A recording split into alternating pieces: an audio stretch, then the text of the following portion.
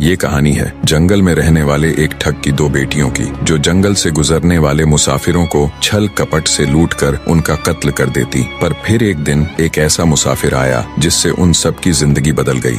एक गुस्सैल राजा ने अपने पुत्र के किसी दोष के कारण उसे देश निकाला दे दिया। राजकुमार ने दुखी मन से अपने गुजारे के लिए 4 लाल और कुछ स्वर्ण भी अपने साथ ले लिए और भरे हृदय से अपने पिता का महल छोड़ दिया। चलते चलते वो जब शहर से कुछ दूर पहुंचा तो उसे एक साधु का आश्रम दिखाई दिया। राजकुमार उस साधु को दंडवत प्रणाम करके एक तरफ बैठ गया। जब साधु ने उसकी मायूस शक्ल और देह पर कीमती वस्त्र देखे तो साधु ने उससे पूछा, बच्चा तुम कौन हो और यहाँ कैसे आए? राजकुमार बोला, महाराज मैं राजा चंद्रगुप्त का पुत्र महेंद्रगुप्त हूँ। मुझे मेरे पिता ने देश निकाला दे दिया है, इसीलिए मैं परदेश जा रहा हूँ। रास्ते में आपका आश्रम दिखाई दिया तो मेरे मन में आया कि आपके भी दर्शन करता चलूं। साधु ने महेंद्रगुप्त की बात सुनकर कहा, वत्स तुम नेक इंसान हो और परदेश जा रहे हो, इसलिए मैं तुम्हें 4 बातें बताता हूँ। तुम उन बातों पर अमल करना। परदेश में ये बातें तुम्हारे अवश्य ही काम आएंगी। पहली यह कि परदेश में एक से भले 2 होते हैं। दूसरी यह कि परदेश में दूसरे के हाथ का बना खाना मत खाना। अगर खाना भी पड़े तो पहले किसी जानवर को खिला देना।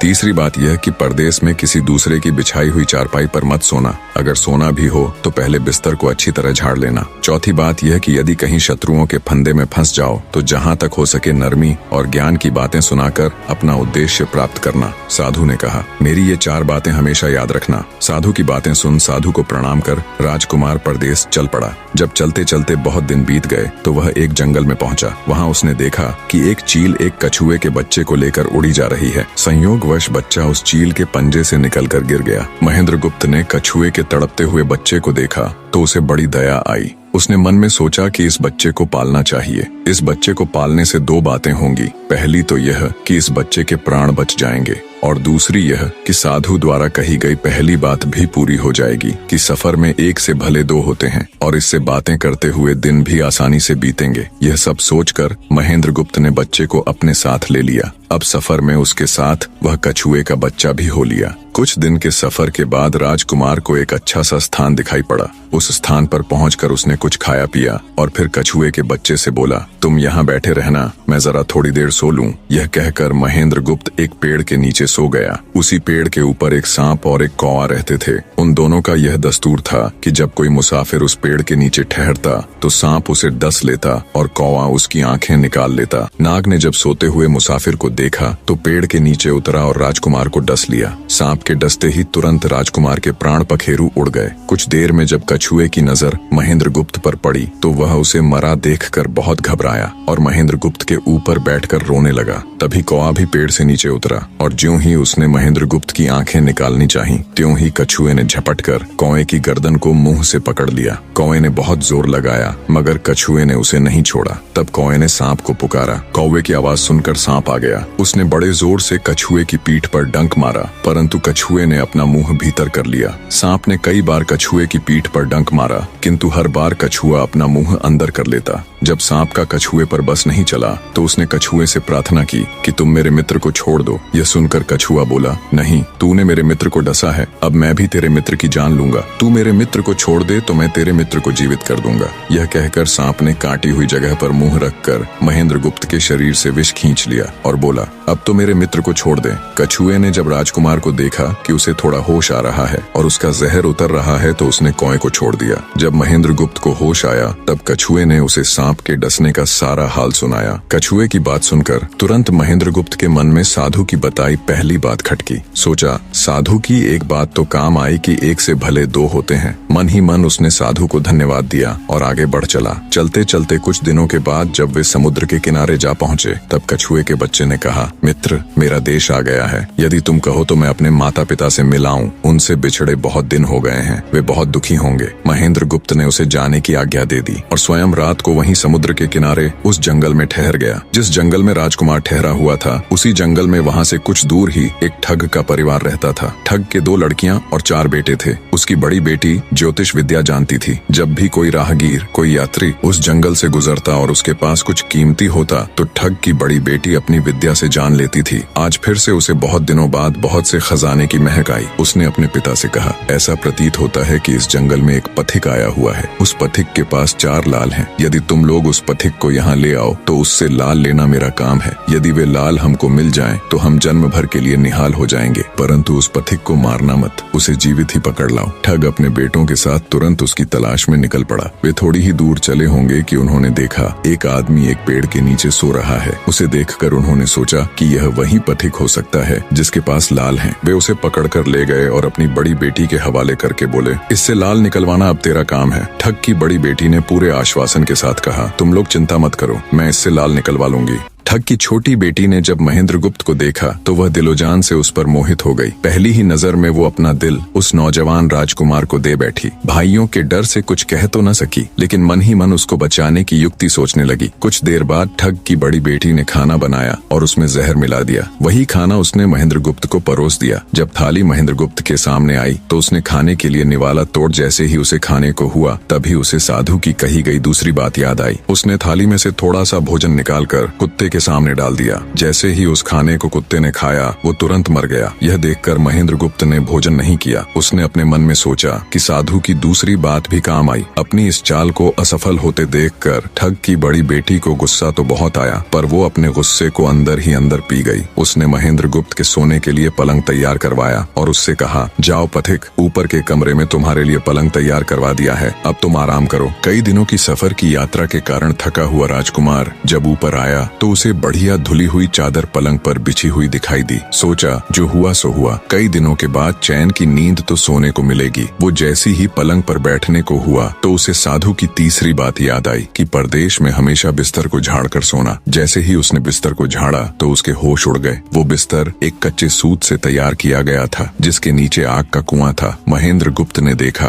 कुएं के अंदर बड़े बड़े आग के अंगार धधक रहे हैं। सोचा साधु की तीसरी बात भी काम आई। उसने एक बार फिर मन ही मन साधु का धन्यवाद किया और पास पड़ी एक टूटी हुई चारपाई पर लेट गया। थोड़ी देर पहले जो राजकुमार चैन की नींद लेने की सोच रहा था, अब नींद उसकी आंखों से कोसों दूर थी। अब तो उसे अपनी जान के लाले पड़े थे। सोचने लगा, आज की रात बचना बहुत कठिन है। तभी ठग की छोटी बेटी मौका पाकर आई और कहने लगी, हे प्रिय, मैं तुम पर दिलोजान से न्यौछावर हूँ, परंतु आज की रात मेरे वश में कुछ नहीं है। आज की रात मेरी बड़ी बहन की बारी है। जिस तरह भी हो सके बस आज की रात मेरी बहन से अपने प्राण बचा लो, कल मेरी बारी है। हे स्वामी, मैं तुम्हारी दासी हूँ, मैं तुम्हें साफ बचा लूंगी। इतना कहकर ठग की छोटी बेटी चली गई। जब सब लोग खाना खा चुके तो ठग की बड़ी बेटी ऊपर बने कमरे में चली। सोचा अब तक तो पथिक जलकर राख बन चुका होगा, पर जैसे ही वो कमरे के अंदर आई और देखा कि पथिक तो बिल्कुल सही सलामत टूटी हुई चारपाई पर लेटा हुआ है तो उसके क्रोध की कोई सीमा न रही। तुरंत उसने कटार निकाली और क्रोध से बोली, हे पथिक, या तो अपने 4 लाल मुझे अभी के अभी दे दे, वरना मैं तुझको मार डालूंगी। उसी समय महेंद्रगुप्त को साधु की चौथी बात याद आई कि कहीं शत्रुओं के फंदे में फंस जाओ तो जहाँ तक हो सके नरमी और ज्ञान की बातें सुनाकर अपना उद्देश्य प्राप्त करना। उसने सोचा कि आज रात बचना मुश्किल है, पर साधु की चौथी बात भी आजमानी चाहिए। महेंद्रगुप्त ने यह सब सोचकर लड़की से कहा, मेरे पास लाल नहीं है। यदि तू मुझको मारेगी तो वैसे ही पछताएगी जैसे बंजारा अपने कुत्ते को मारकर पछताया था। लड़की गुस्से में बोली, कौन बंजारा और कौन सा कुत्ता, क्या बक रहे हो तुम? तब राजकुमार बोला, तुम नहीं जानती तो सुनो लड़की, एक बंजारा था जिसने एक कुत्ता पाल रखा था। वो कुत्ता बहुत समझदार था जिसे बंजारा अपनी औलाद से भी ज्यादा प्यार करता था। एक समय ऐसा आया कि एक कातक नाम की भयंकर बीमारी के चलते बंजारे का सारा परिवार उस बीमारी की भेंट चढ़ गया और बंजारे की करोड़ों की संपत्ति भी बिक गई। दुखी बंजारा अपने कुत्ते को लेकर आगरा में एक साहूकार के पास जाता है और साहूकार को 10,000 के बदले अपना कुत्ता गिरवी रखने को बोलता है। उस समय 10,000 एक बहुत बड़ी रकम होती थी। पहले तो बनिए ने बंजारे को मना कर दिया, पर फिर कुछ सोचकर उसने बंजारे को 10,000 रुपए दे दिए। कुछ ही समय बीता था कि एक रात सेठ के घर डाकू घुस गए। बंजारे का कुत्ता सब हरकत देख रहा था। सोचा, भौंकूंगा तो परिवार के सब लोग उठ जाएंगे और ये डाकू उनका भी कत्ल कर देंगे। वो चुपचाप बस उनको देखता रहा। जब डाकू सेठ के घर चोरी किए हुए धन को लेकर चल पड़े तो कुत्ता चुपचाप उनके पीछे पीछे हो लिया। सेठ के पास इतना धन था कि डाकू उसे निकाल तो लाए, पर अब उनसे वो लेकर चला भी नहीं जा रहा था। दिन भी निकलने के करीब हो चला था। डाकुओं ने सोच विचार कर उस धन को एक तालाब के अंदर छिपा दिया। सोचा बाद में आराम से निकाल ले जाएंगे। कुत्ता डाकुओं की सब करामात देख चुपचाप वापस घर चला गया। सुबह हुई तो सेठ के घर कोहराम मच गया। पता चला कि चोर सारा धन निकाल ले गए। सेठ का रो रो कर बुरा हाल था। आसपास के लोग उसे दिलासा दे रहे थे। सेठ ने रोते रोते कहा, मैंने सुना था बंजारे का कुत्ता बहुत समझदार है, पर ये नमक हराम तो एक बार भौंका तक नहीं। तभी बंजारे का कुत्ता उस सेठ की धोती पकड़कर खींचने लगा। कुत्ते की हरकत देख पास खड़े एक समझदार व्यक्ति ने सेठ से कहा, सेठ जी, ये कुत्ता कुछ कहना चाहता है, हमें इसकी सुननी चाहिए। और सभी लोग कुत्ते के पीछे पीछे हो लिए। सबको लेकर कुत्ता उसी तालाब के पास पहुंच गया जहां रात को डाकुओं ने सारा धन छिपाया था, और तालाब में घुसकर अशर्फियों से भरी थैली अपने मुंह में दबाकर बाहर आया। तुरंत सेठ के नौकर उस तालाब में कूद गए और चोरी किया हुआ सारा धन बरामद कर लिया। सब देख सेठ आंखों में अश्रु लिए कुत्ते से कहता है, मुझे माफ कर देना, मैंने तुम्हें बहुत बुरा भला कहा। सेठ ने वही कागज मंगवाया और बंजारे के नाम चिट्ठी लिखी, भाई बंजारे, तेरे कुत्ते ने मेरे 10,000 पूरे कर दिए। मैं तेरे कुत्ते को तेरे पास भेज रहा हूँ। अगर तुझे और भी 10, 20, 50 हजार की जरूरत हो तो मेरे पास आकर ले जाना। इतने समझदार कुत्ते को मेरे पास छोड़ने के लिए तहे दिल से तुम्हारा धन्यवाद। बनिया चिट्ठी कुत्ते के गले में टांग उसे नम आंखों से विदाई देता है। कुत्ता घूमता घूमता जब 4-5 दिन बाद बंजारे के पास पहुंचता है तो कुत्ते को आता देख बंजारे के तन बदन में आग लग जाती है। कहता है, मैं तुझे बनिए के पास गिरवी रख कर आया था और तू वहाँ से भाग आया। तूने मेरी बेइज्जती करवा दी। गुस्से में अंधा हुआ बंजारा तुरंत पिस्तौल निकाल कुत्ते को गोली मार देता है और सिर पकड़कर वहीं बैठ जाता है। कुछ देर बाद जब उसकी नजर कुत्ते के गले में टंगी हुई पर्ची पर पड़ी तब बंजारा वो पर्ची निकाल उसे पढ़ता है। पर्ची पढ़ते ही बंजारा फट पड़ता है। वो दहाड़े मार मार खून के आंसू रोता है। पर अब भला क्या हो सकता था। बंजारे की कहानी सुना महेंद्र गुप्त ठग की बेटी से कहता है, एक और कहानी सुनो लड़की।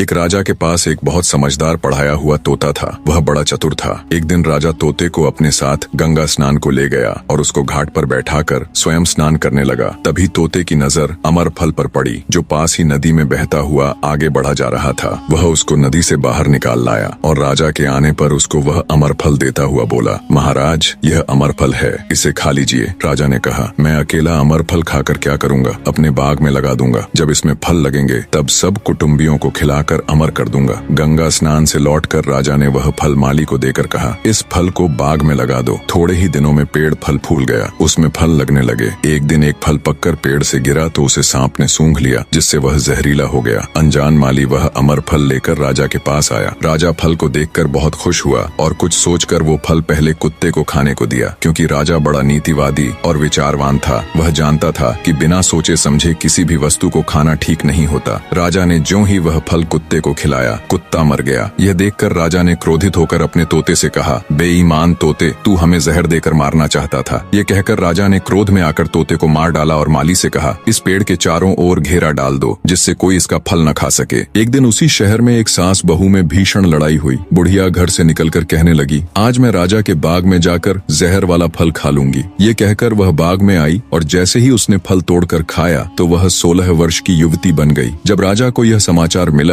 तो उसे सारा माजरा समझते देर न लगी। राजा को बड़ा दुख हुआ। वह कहने लगा, वास्तव में यह अमर फल ही है। मैंने व्यर्थ ही इतने समझदार तोते को मार डाला। इतनी दास्तान कहते कहते सवेरा हो गया। तब ठग की बेटी ने महेंद्र गुप्त से कहा, आज तो तूने मुझे बातों में लगाकर अपनी जान बचा ली, परंतु आज रात मेरी छोटी बहन की बारी है। वो तुझे हरगिज जीवित न छोड़ेगी। जब ठग की छोटी बेटी को पता चला कि महेंद्र गुप्त जिंदा और बिल्कुल सही सलामत है तो उसकी खुशी का ठिकाना न रहा। अपनी बहन को दिखाने के लिए ऊपरी मन से बोली, तुम निश्चित रहो बहन, मैं आज इससे लाल लिए बगैर छोड़ने वाली नहीं हूँ। दिन बीता और रात हुई। तब ठग की छोटी बेटी महेंद्र गुप्त के पास गई और बोली, भगवान का शुक्र है जो तुमने चालाकी से अपनी जान बचा ली। महेंद्र गुप्त बोला, तुम सब ऐसा क्यों करते हो? तब ठग की छोटी बेटी बोली, हमारी तो यही रीति है कि मेरे भाई और बाप मुसाफिरों को पकड़कर लाते हैं और हम बहनें अपनी चालाकी से उनसे माल हथिया कर उन्हें मार डालती हैं। फिर वह बोली, पर तुम चिंता मत करो, अब मेरी बारी है और मैं तो दिलो जान से तुम्हारी दासी हूँ। तुम्हें जैसा समझ पड़े वैसा ही करो।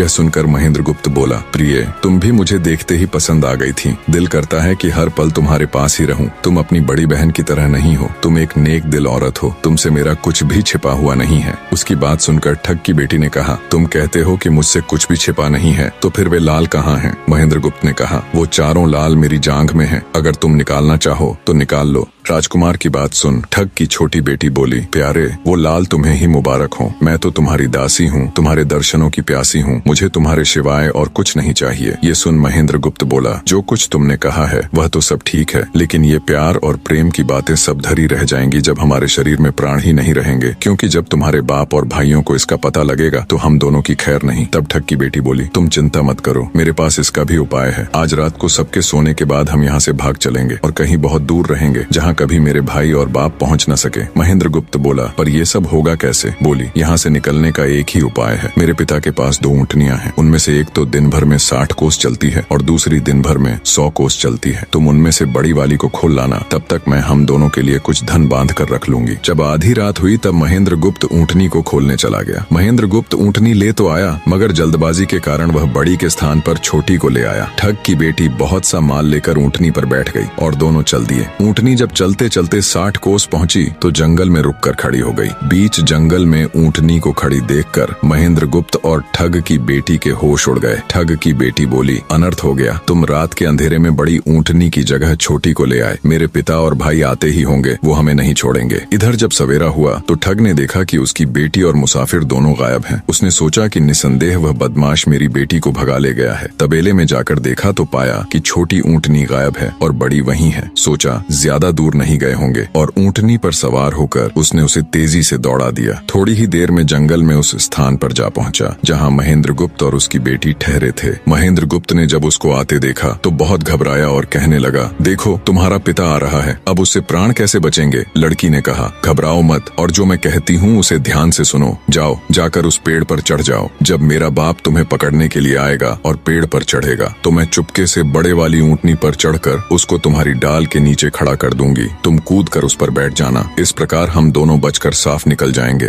यह सुनकर महेंद्र गुप्त तुरंत पेड़ पर चढ़ गया। तब तक ठग भी वहां आ पहुंचा। पिता को देख उसकी बेटी ने फंड करते हुए कहा, पिताजी ये दुष्ट मुझे धोखे से यहाँ भगा लाया, आप इसे छोड़ना नहीं। ये सुन गुस्से से तिल मिलाया ठग महेंद्र गुप्त को पेड़ पर चढ़ा देखकर ऊँटनी से उतरा और उसे पकड़ने के लिए पेड़ पर चढ़ने लगा। बाप के ऊँटनी से उतरते ही मौका देख ठग की बेटी ऊँटनी पर चढ़कर उसे महेंद्र गुप्त की डाल के नीचे पेड़ के पास ले आई। महेंद्र गुप्त तुरंत कूद कर उस पर बैठ गया। महेंद्र गुप्त के बैठते ही ठग की बेटी ने ऊँटनी को दौड़ा दिया। ठग हाथ देखता रह गया। ठग की बेटी और महेंद्र गुप्त कई दिनों का रास्ता तय कर एक शहर में पहुंचे और दोनों वहीं बस गए। वहां महेंद्र गुप्त ठग की बेटी के साथ आराम से दिन गुजारता रहा और जब उसके देश निकाले की अवधि पूरी हो गई तब वह उसको लेकर अपने राज्य चला गया और उसके साथ शादी कर हंसता खेलता जीवन व्यतीत किया।